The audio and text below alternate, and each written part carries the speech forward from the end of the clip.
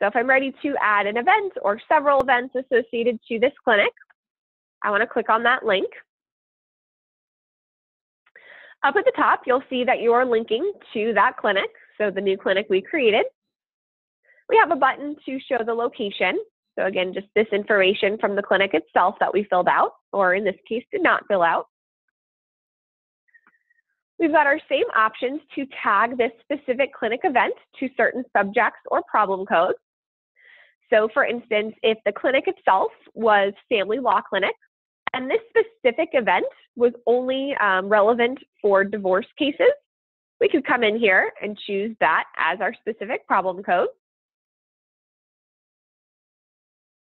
We have the option to put in zip codes and counties, again, if they're only certain values are relevant for this particular event. We have our active indicator. If you want this event to be available for people to schedule into, you want to leave it active. We have the option for an emergency contact, again, typically at the site.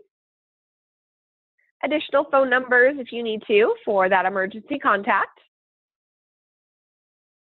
And then we have the actual date and time of our clinic. So this is essentially,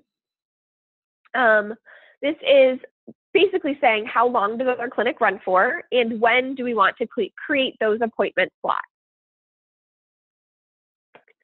So we'll choose our date here.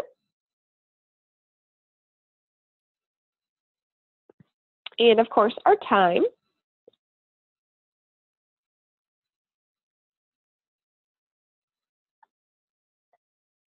So we're going to do a 4-hour clinic just to make it easy. Click continue.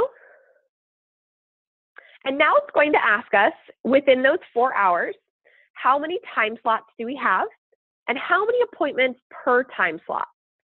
So the first question is how many time slots?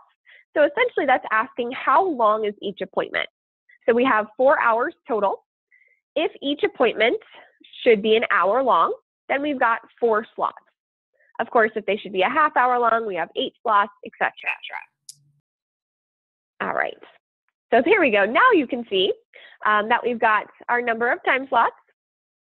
Again, that would be if we want 4 hours, hour time appointments, we've got 4.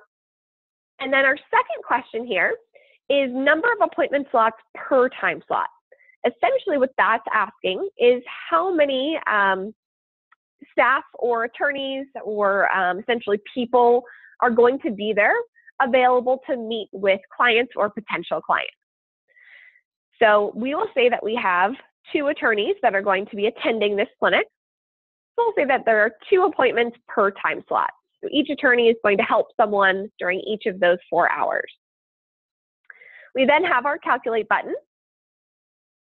And that allows me to see all of the appointments that I'm about to set up.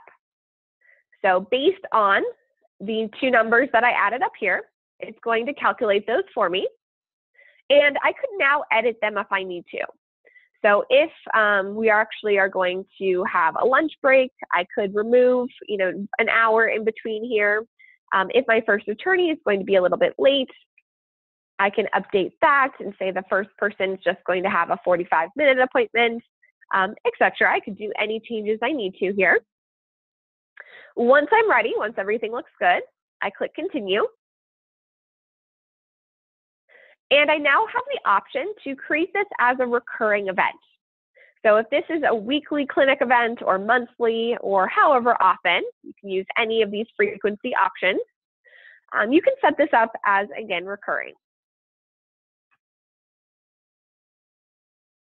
We also then have to say when that recurrence should end.